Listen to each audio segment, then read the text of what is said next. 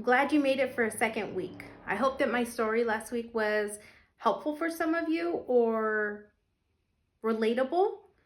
And hopefully you can share it with other people or many parents that you know that their child or their daughter is going through some difficulties, so that it can give them a different way of looking at what may be going on.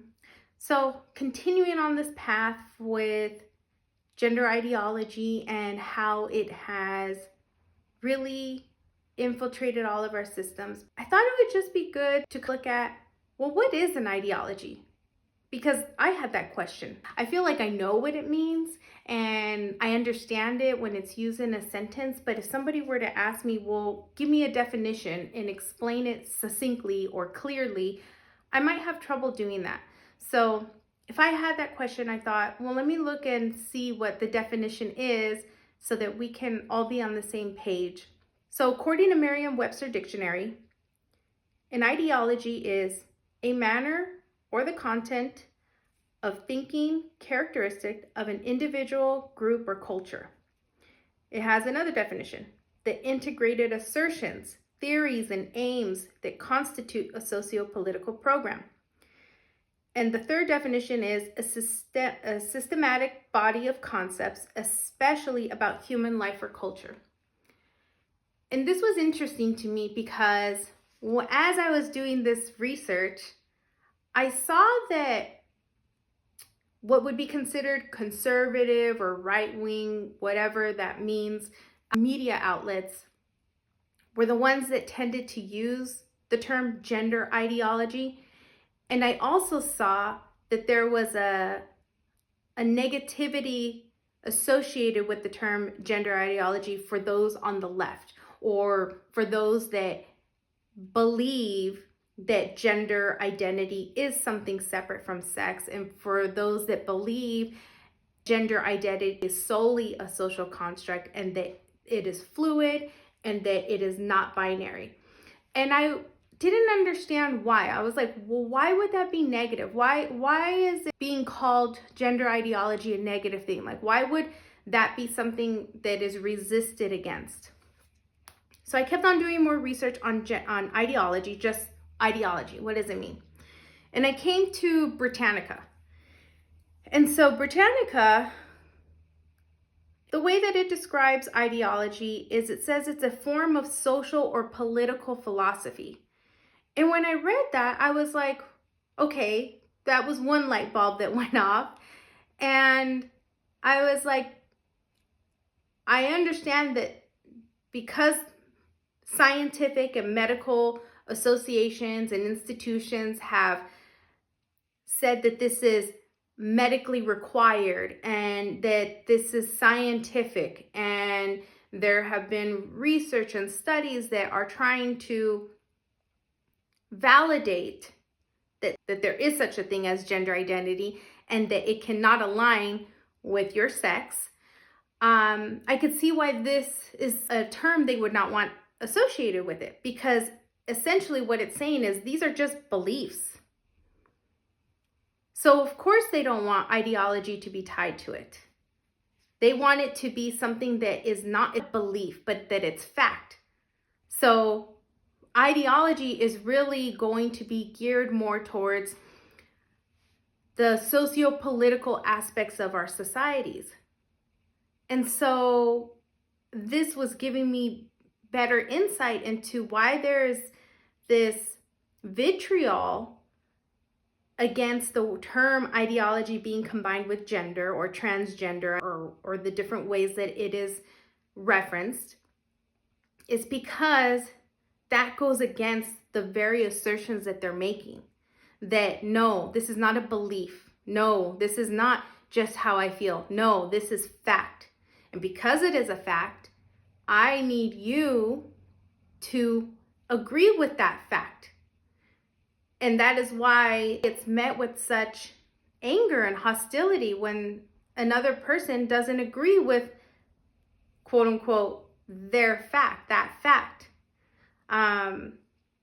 Something else that I thought was interesting as I researched ideology is it says it originated from a French philosopher named I can't even pronounce it, so I'm going to put it up here, or sorry, up here, I think.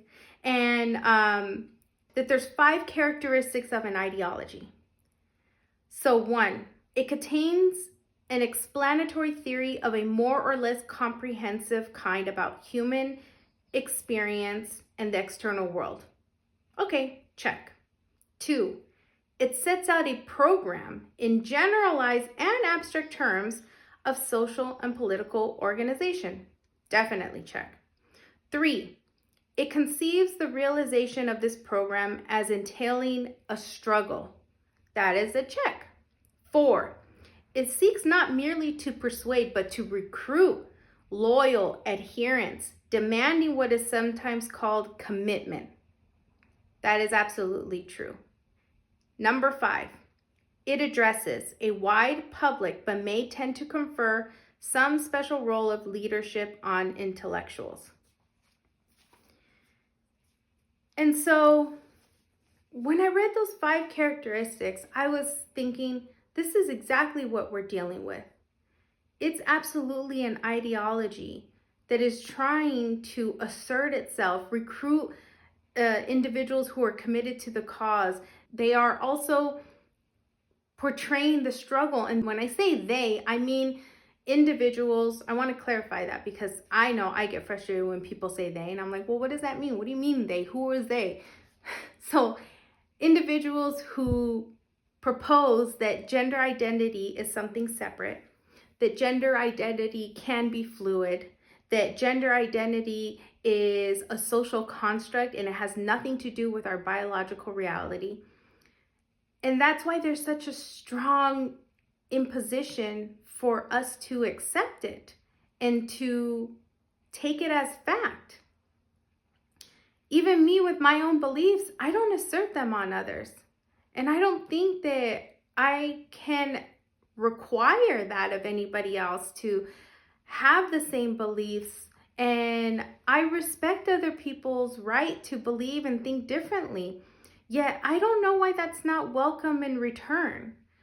It's baffling to me that those that promote the most, quote unquote, inclusivity and compassion and welcoming everybody is not true. It's only welcoming of those that have the same mindset, the same belief systems, the same ideas and thoughts. And that's not inclusive. It just is very disconcerting to me. Any group of individuals, regardless of their beliefs or thoughts, that has such hostility towards those that do not have it. I would be wary of anything or any system that operates that way. And so this is a short video. I just wanted to share this because this is going to be the thing that I use as a building block as I continue to learn and explore and understand what is gender ideology, how did it get here, and what can we do about it at the individual level? Because really, that's where we're going to have the most power. And if we all individually do our part, then collectively, that can make a bigger difference. I'm grateful for the people that are out there on the forefront, like Dr. Jordan Peterson, Billboard Chris, James Lindsay, so on and so forth, of people who are willing to speak out and have given me the inspiration to be another voice on the side of reason, to not mutilate children, to recognize that children are beautiful the way that they are. And so I think that's about it for today. I really appreciate you for being here. I really appreciate you listening to this. And don't forget, subscribe, hit like. I'd appreciate it very much. Share this video too. Maybe there's somebody that this will be new for or interesting. And also, I invite you to leave comments. Hope you all have a beautiful week.